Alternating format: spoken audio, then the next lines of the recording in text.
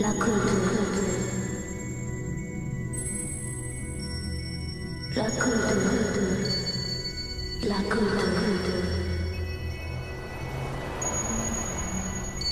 to Wasti!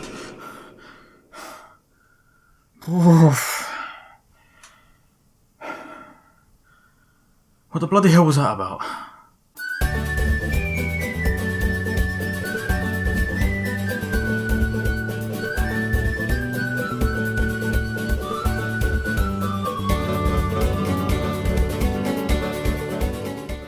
You have a dream world that needs saving, but Knights is too busy being a lazy, selfish git, so what do? Well, you call this cute little fairy to step in and not only save your dreams, but steal your heart when he's finished. Klonoa, the titular hero for a beloved franchise that has been continuously praised by critics and fans alike, only for some reason never to have found commercial success. And that saddens me greatly because there's a lot of soul in these games, more than I ever expected to find. To be honest, I kinda wish I had dived into this series a lot sooner than I did. You see, back in the day when man was co-running the Nights into Dreams community, we used to have the occasional Klonoa fans swing by our forums. This was mainly due to the similar tones between the two titles, with both games being presented in 2.5D, both dealing with Tales from the Dream World setting, and both featuring lead protagonists that contained so much charm, you'd feel like they were trying to swoon you off your feet into a comfortable and stable relationship. Between Knights and Klonoa, there's not many games quite like them, so it made sense that the fan bases would mingle with one another. And yet, for all the recommendations that these Klonoa fans brought me, I hadn't really checked out the series properly until I started researching him for this episode.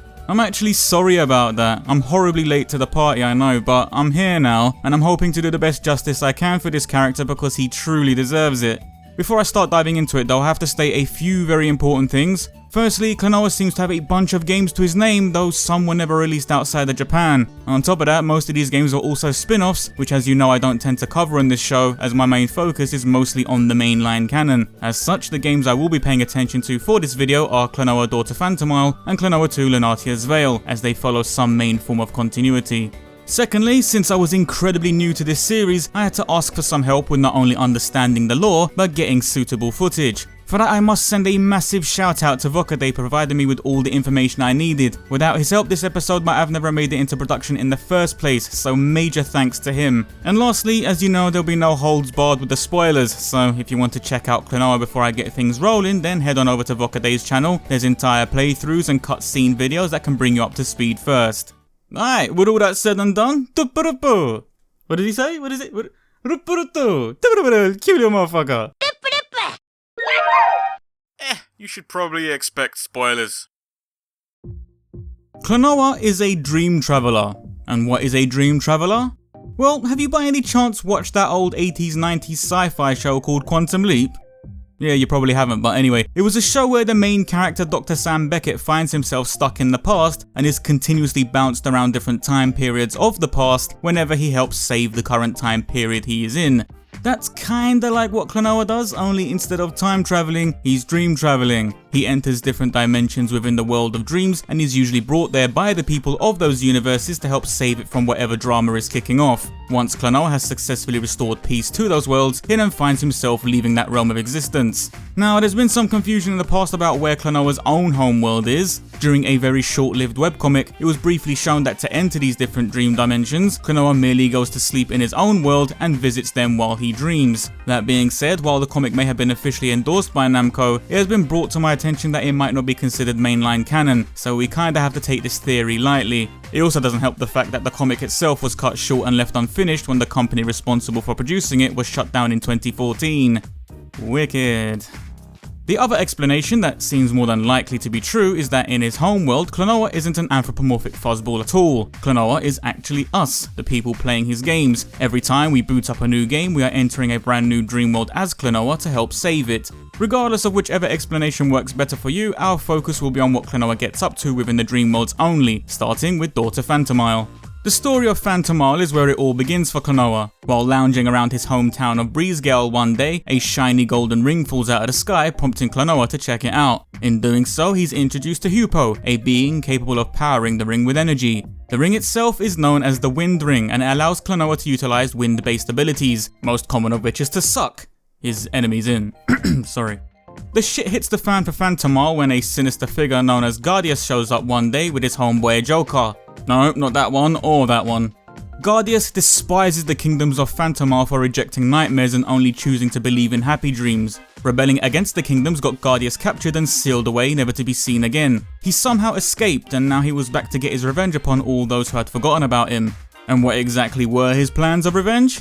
You know, the kamikaze summon a powerful nightmare demon to destroy everything including himself option. That's sure to piss off the locals. On a side note, can I just quickly say that Guardius' old school PlayStation 1 voice is one of the most threatening voices I've ever heard in a video game. Not only does it sound creepy due to him speaking in the fictional dream language of Phantomile that they invented for the series, but there's just so much bass to this guy's voice. Confie de love, but the love all at once.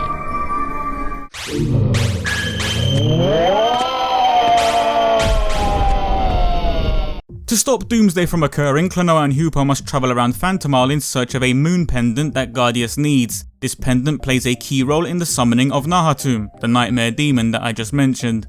It's towards the end of their journey that Hupo reveals himself to be a Teletubby and... like, seriously my man, what's with this look, huh? You know, Zack from Dead or Alive is feeling real upstage right now. Anyways, Hupo is actually the Prince of the Moon Kingdom and was downplaying his royalty status because, look brethren, if I was dressed like that too, I'll be downplaying everything else as well, trust me. After they defeat the inevitable end bosses, the kingdoms of Phantomile are saved and all is well. Well, except for Klonoa himself, however. It is revealed during the ending that Klonoa doesn't in fact belong there. He doesn't come from Phantomile, and all the memories he has from that place are fake. Hupo fabricated them to make Klonoa think he was from there. Now that balance had been restored and everything was back to normal again, Klonoa's time within this dream dimension was up, and he gets ejected out of Phantomile. Klonoa 2 Lunatea's Veil begins with a much more direct reference to our hero being a dream traveller. He is seen entering the dimension of Lunatea via a surreal sequence where he falls up out of the ocean. As soon as he arrives, he meets Lolo and Popka, with Lolo being a priestess in training that powers Klonoa's wind ring during his time in Lunatea. It was foretold by a prophet named Baguji that Klonoa would arrive here, and thus Lolo came to greet him. They take him to see Baguji, who gives the trio insight into what he believes is about to befall upon their world. Within all 4 kingdoms of Lunatea, monsters have begun roaming free, and priestesses are falling ill. Baguji believes a 5th kingdom containing a Bell of Darkness is set to appear, and that's likely what's causing these strange occurrences. Klonoa's crew are given the task of visiting the main 4 kingdoms and acquiring the elements from each of their bells to use against this approaching 5th kingdom. Through a series of events, we learn that the 5th kingdom is called the Kingdom of Sorrow, and it has actually been there all along. However, much like the fate that befell Guardius with Phantomile choosing to forget nightmares, the kingdoms of Lunatea chose to forget sorrow, and thus its kingdom fell behind the veil. It is then revealed that the person responsible for summoning Klonoa to Lunatea in the first place was the King of Sorrow himself, and wait a second, what is, right, okay, what is Valentine doing in a Klonoa game? What's going on?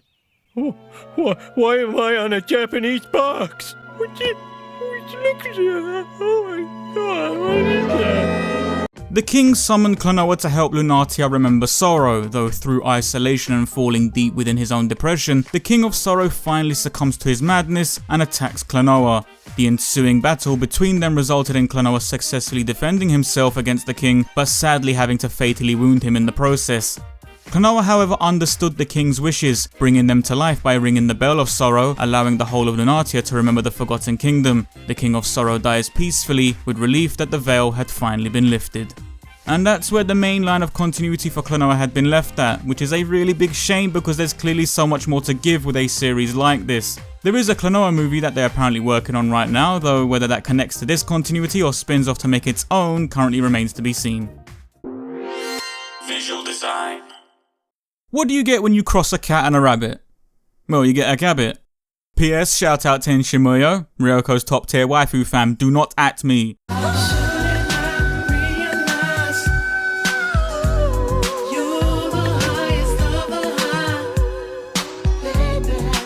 But it's with this definition of a cabbit that we find the closest explanation to just what the bloody hell Klonoa is actually meant to be. It's never stated in the games what group of species he belongs to, leaving fans to mostly refer to him as a cabbit. It's not canon, but it's the nearest we're going to get, so let's just rock with that.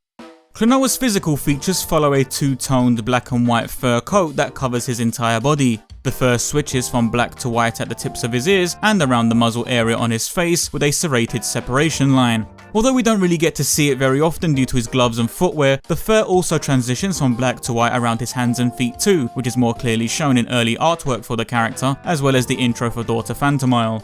His ears are likely the main feature that people are instantly drawn to, hanging down from his head like big giant fluffy cushions. They move fluidly with Klonoa's motions, bopping and bouncing around behind him wherever he goes. They are probably my favourite part of his design actually. They have a cloudy, dreamlike quality about them. They feel very relaxing to look at, which is wonderfully fitting for a character who is all about dreams. These ears are also iconic too. In a similar vein of what Tails' two tails are to Tails, God, that was a sentence. Or Knights' hat is to Knights. When people think of Klonoa, the part they tend to remember first are those enormous ears. So focal is that design point that the dev team at Namco called themselves Klonoa Works and featured his fluffy ears in the logo. And as proud as they seem to be in regards to his main design point, Klonoa Works nearly threw the whole damn thing into the trash when they toyed with the idea of drastically redesigning the ears for the Nintendo Wii remake of Daughter Phantomile. Naturally, they ended up dropping that concept quicker than a hot plate covered in hot steamy poo because, well, they made Klonoa look like hot steamy poo and the fans weren't happy about it. So, Klonoa Works? Namco baby, for future reference, don't ever touch the ears again. You can have that one for free. Aside from that, while most of his features have remained consistent over the years, there was one thing about Klonoa's design that did get a fairly noticeable change, and that was his eyes. Originally looking more like cartoonish cat eyes with a black slit for the pupil and a large yellow iris, the eyes were redesigned to follow a more Sonic the Hedgehog-esque style, where the black pupil had shrunk and the amount of yellow for the iris heavily reduced. Personally, either style for the eyes is fine with me. I dig them both and they both fit well with the rest of his appearance.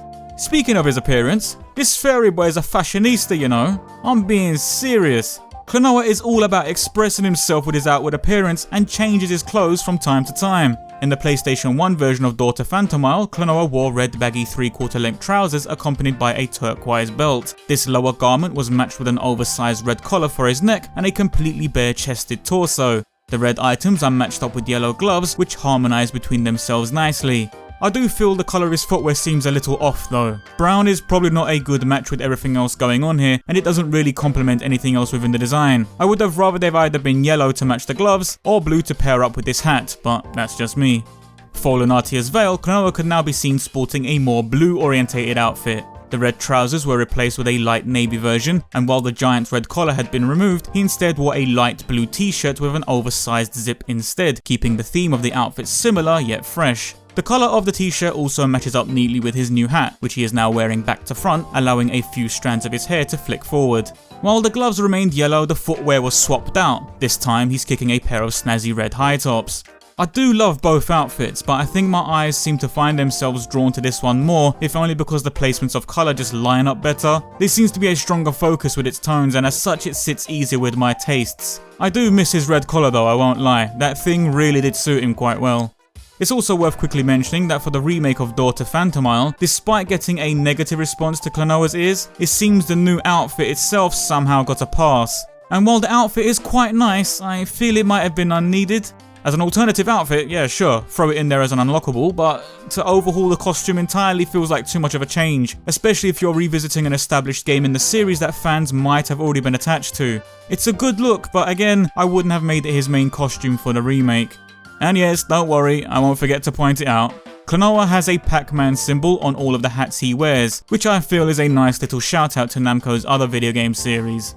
I absolutely love Klonoa's design. His physical appearance takes the vibe of what resembles a cabbit and injects some light and dreamy elements into it. The clothing then adds a strong sense of individuality about him. He's cool and practices self-expression. He's a trendy little fuzzball and I love him.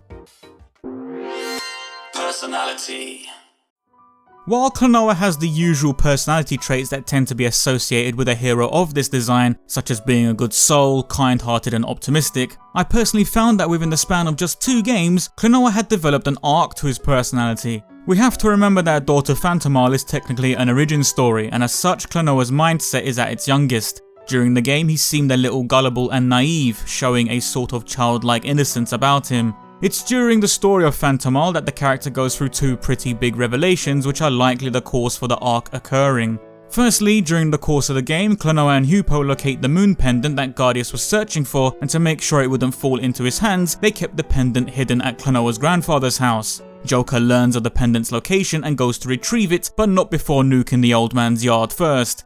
I was expecting this scene to play out like most cliched children's stories do, where the grandpa survives the attack afterwards, but nah, they straight up killed him off. They didn't pull the punch. Klonoa's grandpa got murked, and that left Klonoa with a heavy heart. That was a bold direction to take it in, but I believe it was one that needed to be made.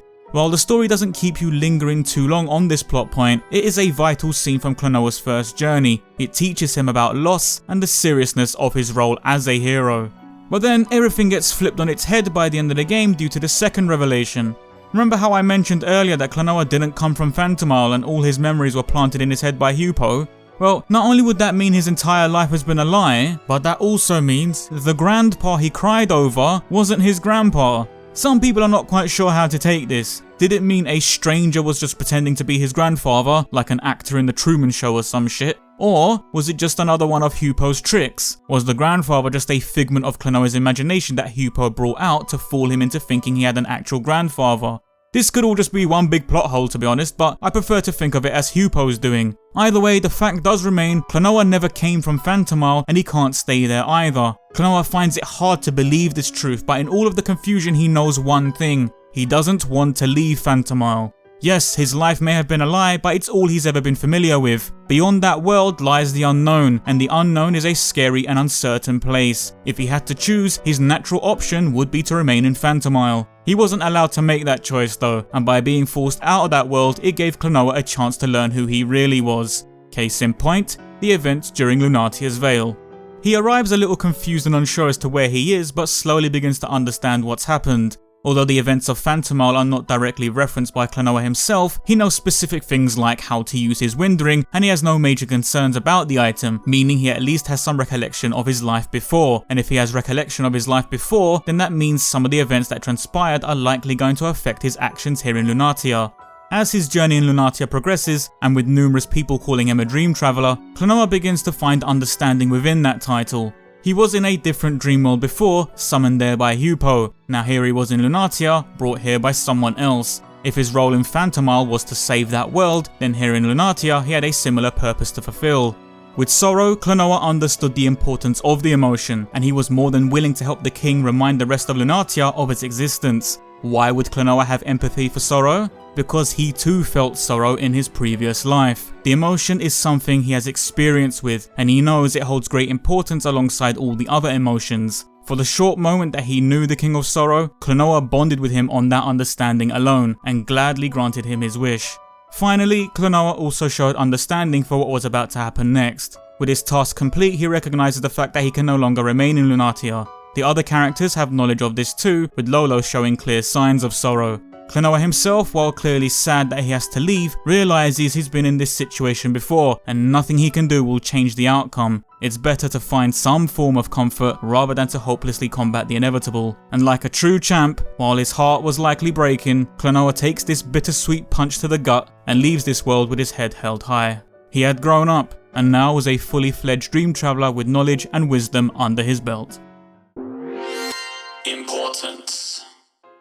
Klonoa's importance lies in the fact that he is the hero of dream worlds, summoned to each world to restore balance. For each world that he visits, he makes a brand new bunch of friends, leaving his mark with those communities once he departs. What's interesting about this though is, so far the games haven't really explained precisely why this task has been placed on Klonoa. After speaking to Vokade a little, he pointed out something to me that I had overlooked. During the ending to Lunatea's Veil, Popka makes a very quick passing comment that Klonoa reminds him of the goddess Claire. For context, the goddess Claire was an ancient being that became a goddess once she had been purged of all evil. All the current priestesses of Lunatea follow her faith and are devoted to the teachings that she left behind. There's even a statue of the goddess that the characters pass by at one point, which shows Claire had similar cabbage-like ears hanging down behind her. Their explanations are left incredibly vague, and we still don't know why this connection between Claire and Klonoa was made, due to the fact that a third game in this line of continuity never happened. And if they did make a third game, there's no guarantee it would build upon this either. But it is interesting to take note of. I mean, the King of Sorrow, for example, shares more than a passing resemblance to Klonoa too, with the ears again being the standout feature.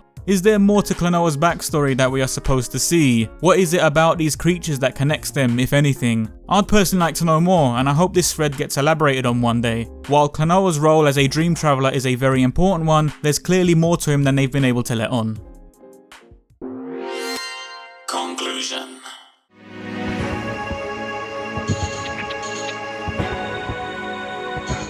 Klonoa captures a certain type of enchanting appeal. He ticks all the right boxes for an anthropomorphic hero that's here to take you on an adventure, but when you jump in, you're treated to more than just your typical storyline with a straight-laced happy ending. The creators wanted you to invest in Klonoa, and by directing him through a more bittersweet storyline, they banked on you gaining a lasting impression of him afterwards. And for the most part, it seems to have worked, because with the series having a very dry period for the last 10 years, the fans have stuck by him. Like with Nights into Dreams, a character captured my heart and stayed with me for years to come, so too will Klonoa now. Klonoa absolutely gets my Valheart emblem. He was on my radar for ages. I just feel kinda guilty that it took me this long to spend some time with him, but it was time well spent, and he will continue to have my time in the future.